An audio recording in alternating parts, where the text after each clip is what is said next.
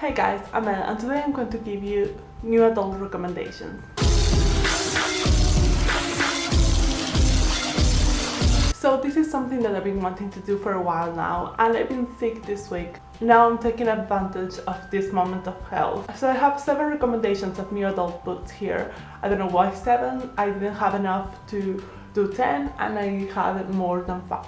New adult is a very new genre that is growing up, and I definitely read some very bad things, some very disturbing and problematic things. But we're not here to talk about the books that I hate, we're here to talk about the books that I love. And I just wanted to do these recommendations in case you don't know a lot about new adult, or if you want to read some very good new adult but you don't want to stumble over those problematic ones. New adult is a genre that is distinguished by the main protagonist's age. The main character is normally between 18 and 25 or maybe like 30, even in the guys especially. Normally it's set in college or after college, and in postgraduate maybe level, or maybe just entering the adult world.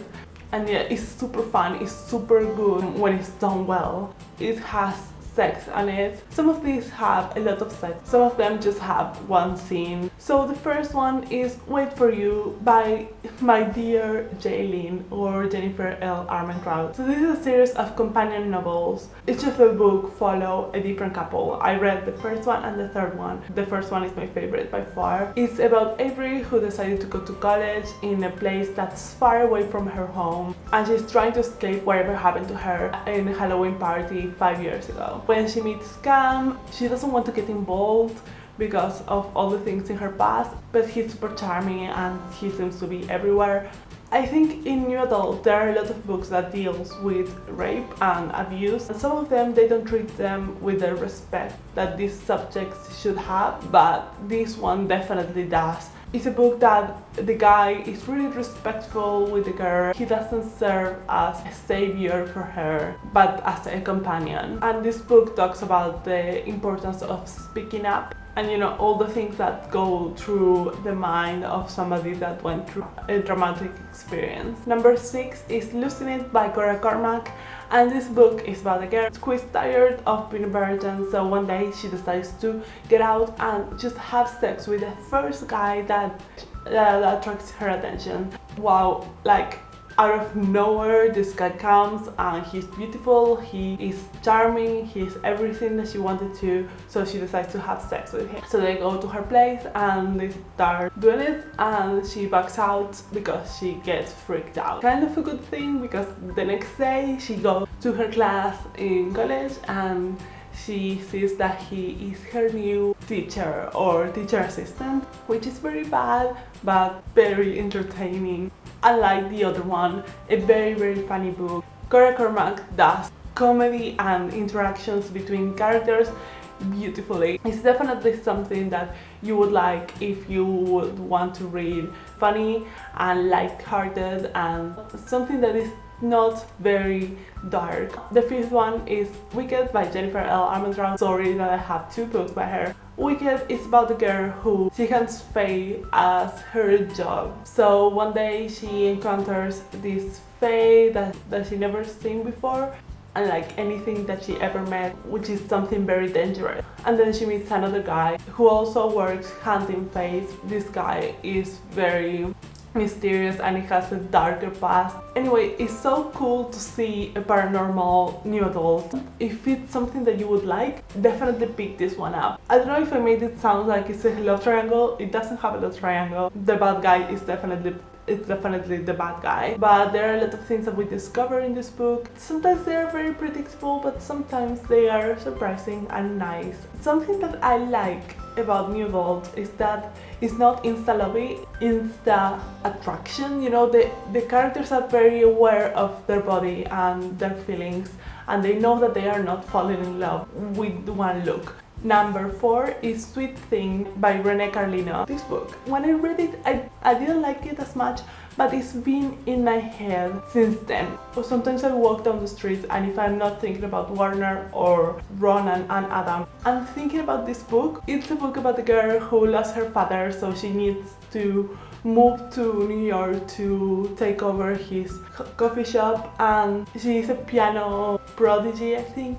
In the plane, she meets this guy who plays the guitar. He needs a place to stay, so she has a room to spare in her new apartment, so they start living together, and she decides that she doesn't want to be with him because they live in the same apartment. This book has a lot of things that the main character does that I don't like, but I know that it's part of her character development. The best thing about this book is the music. Just the title, Sweet Thing, is a Van Morrison song, and then when they are falling in love and whatever they are doing, they listen to a lot of songs, and I love that. I can't hear the Strokes or the Smiths or even fucking Bob Dylan without thinking about this book, without thinking about cute scenes where they included some of the most amazing songs and some of my favorite songs. Willie Nelson and Queen and the Rolling Stones, and you know, apart from all the fluffy things, it talks about that an artist doesn't have to be mainstream in order to be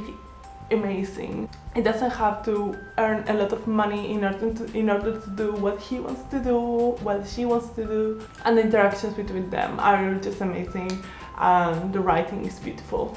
Number 3 is Underlain Street by Samantha Young, and this is also a series of books.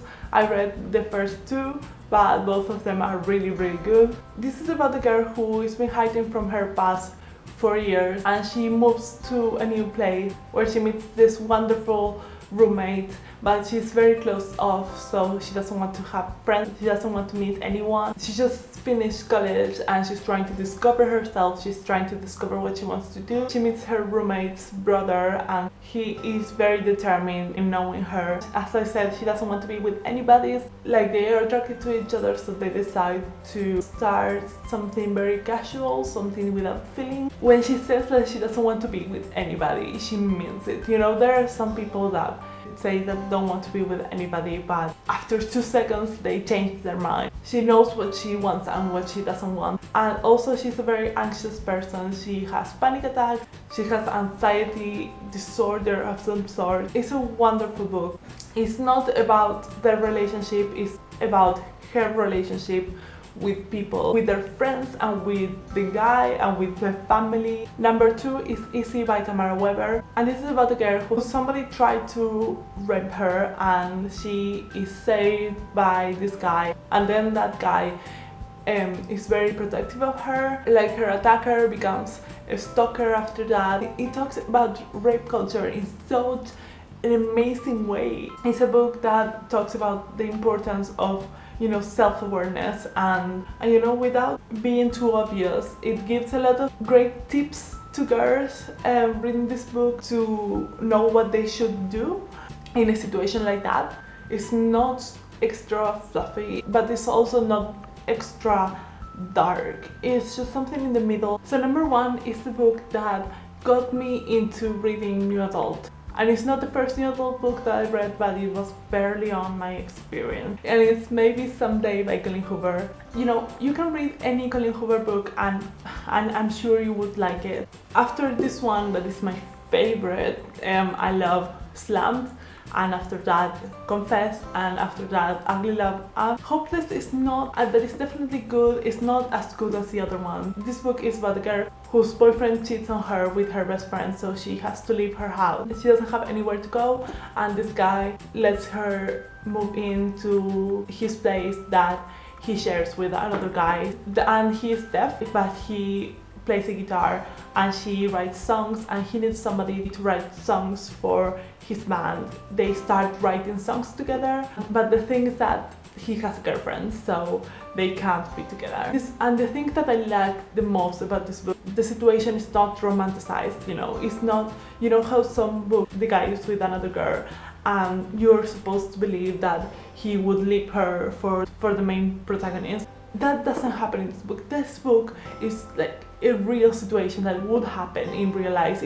It's written beautifully. They know that it's not an ideal situation. They know that it's not romantic or beautiful what's happening to them. They start being really good friends first, which I really enjoy. And it comes with a soundtrack that you can get on Spotify or iTunes, and Peter Griffin, the writer and the performer of that song, he's amazing. He is like, I can't stop listening to the songs from this album. As you are reading this book and as they are writing the songs, you can listen to the original songs. My favorites are Trouble and Maybe Someday, of course. The characters are amazing, they are relatable. It has complex emotions and complications, and you know that will happen in real life. I think it's exactly what a new adult book should be, you know. So if you have any recommendations of new adult, or if you have read any of them, tell me down in the comments and we can talk about everything. So yeah, that was everything for today. Hope you have a great day, hope you liked it. If you did, subscribe, and I will see you when I see you. Bye!